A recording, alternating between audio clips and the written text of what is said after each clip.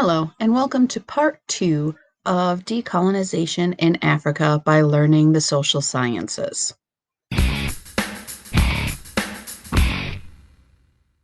Today we're going to be looking at non-settler Africa and going to be looking at South Africa and their incomplete independence. So to get started, we're going to be looking at Ghana, which Great Britain during its time of colonization used to call the Gold Coast. Non-settler countries moved towards independence quicker than settler nations. They were inspired by Gandhi and India's independence and used peaceful demonstrations and others to gain their independence. The first sub-Saharan African nation to gain independence was Ghana on March 6, 1957, the first on the list of the British colonies to be granted their independence and to be kind of seen as the path for other countries or colonies. Ghana used nonviolent tactics to push the British to allow them to gain their independence. In 1947, the United Gold Coast Convention was the first nationalist movement with the aim of self-government. Leaders were jailed after troops fired on demonstrators, and a riot did actually erupt in 1948. Now, there's going to be somebody who is going to become the leader of Ghana, but is also influential. Nkrumah has a goal to unify all of Africa, or at least regions of Africa. You have to think about it as something like either the United States, where there is a lot of political and economic cohesion, however, still states' rights, or something a little bit more loose, like the European Union of something like Africa. Now, he said that we kind of needed to bring these things together to harness the vast natural resources of Africa, noting that Africa is the one continent of the world that has the most natural resources, that it is the wealthiest continent if you think about that mineral wealth. He also wanted to reduce Western influence and have positive economic influence on the entire continent. So he becomes the first elected president of Ghana and embarked on industrialization. He also introduced free education and healthcare.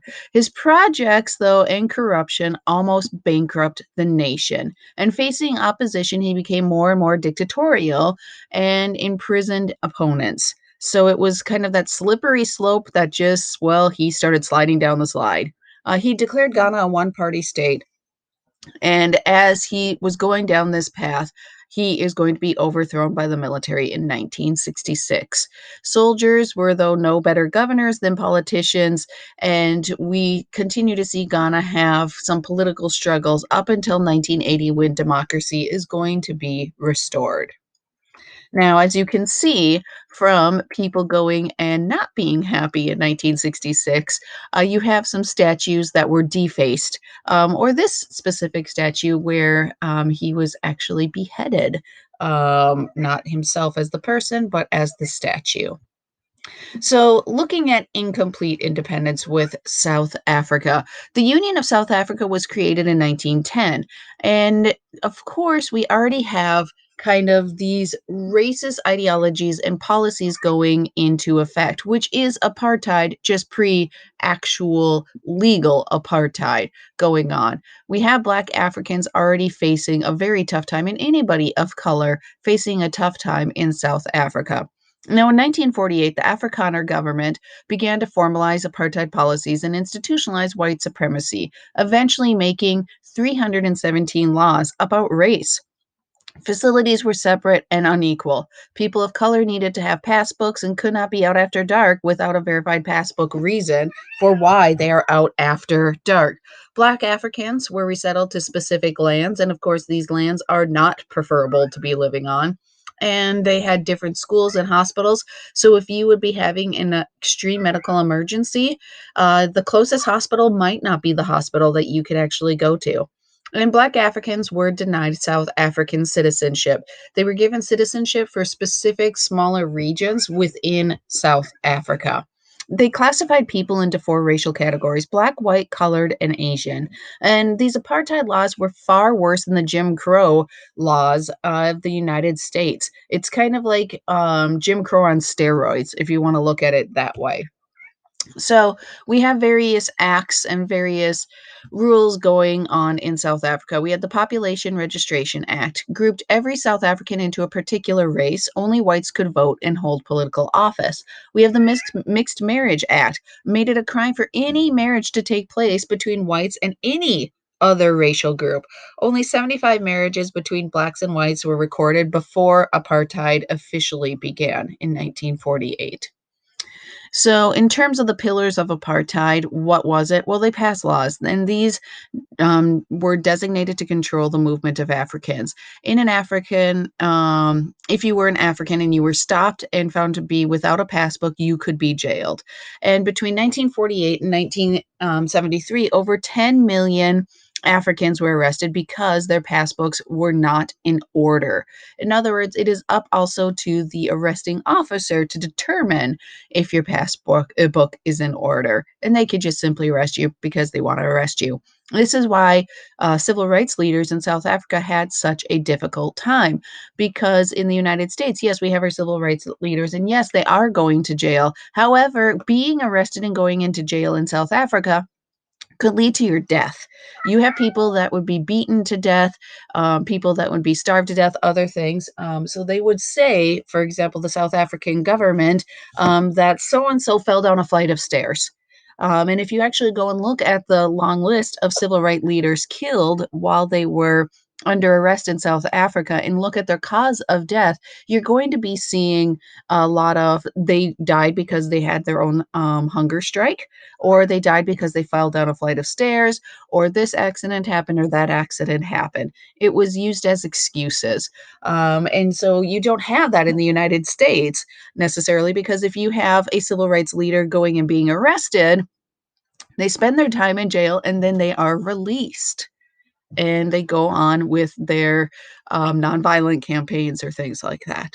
So the homelands, those divided Africans into 10 ethnic groups and were assigned a homeland that were declared independent of the South African government. So that is how you would get your citizenship as part of one of these homelands. Homelands made up 13% of the land for about 75% of the population of South Africa.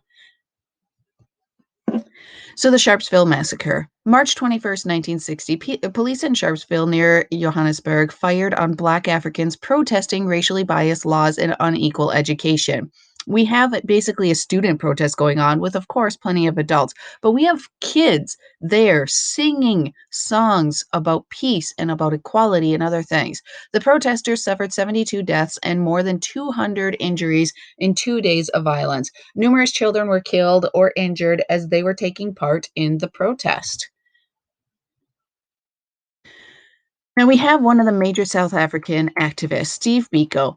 He organized the South African Students Organization, also known as the SASO, in 1969 while in medical school. He founded the Black People's Convention in 1972, a group that brought together the various Black consciousness groups working in South Africa against the apartheid regime.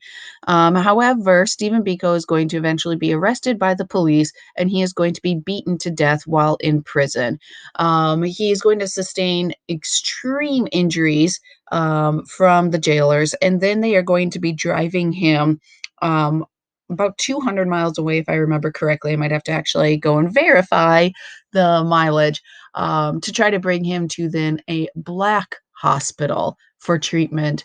And of course, by that point, traumatic brain injury and other things, he passed away.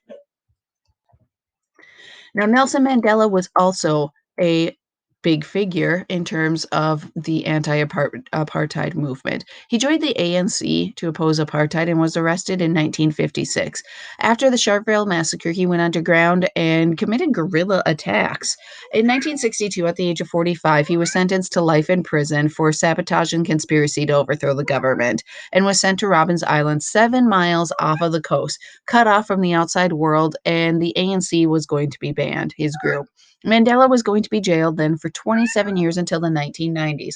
And during this time, he actually did a lot of reading, a lot of studying. He would always kind of say, you need to know what you're going up against and you need to be very knowledgeable in this area. So he used that time to continue to read up. Another anti apartheid leader is Desmond Tutu. He was a religious leader and, of course, tied in with Mandela, especially when Mandela will be released from prison. And he has this quote: "If you are neutral in situations of injustice, you have chosen the side of the oppressor. If an elephant has its foot on the tail of a mouse and you say that you are neutral, the mouse will not appreciate your neutrality." A quote from Desmond Tutu.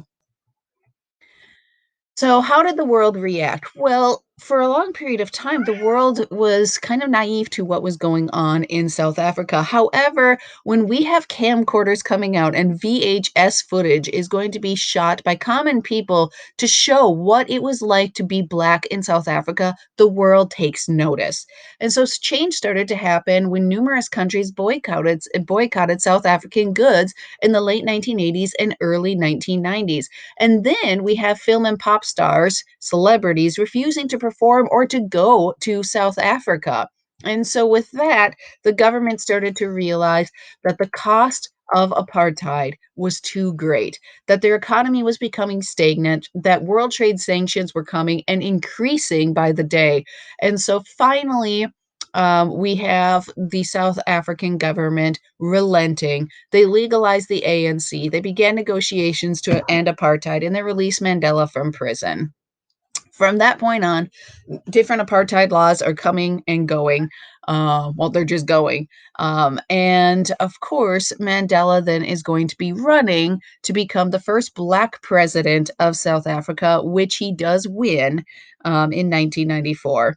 And so, for the first time with this election where Mandela is elected, Black people could vote within their own country. Of course, the lines for being able to vote were long, and it was a joyous occasion to be able to vote finally.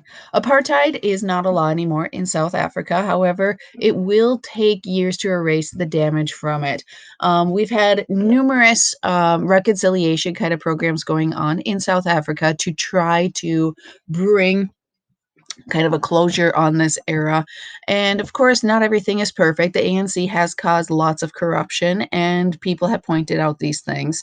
And for instance, today in South Africa, the average income for whites is still 10 times higher than that for blacks. So the era of apartheid in terms of the law might be over, but the long term consequences are still there and will be for a while as South Africa continues to evolve as a nation. So, thank you for listening to this lecture. If you have any questions or comments, please leave them below. Have a wonderful day. Bye bye.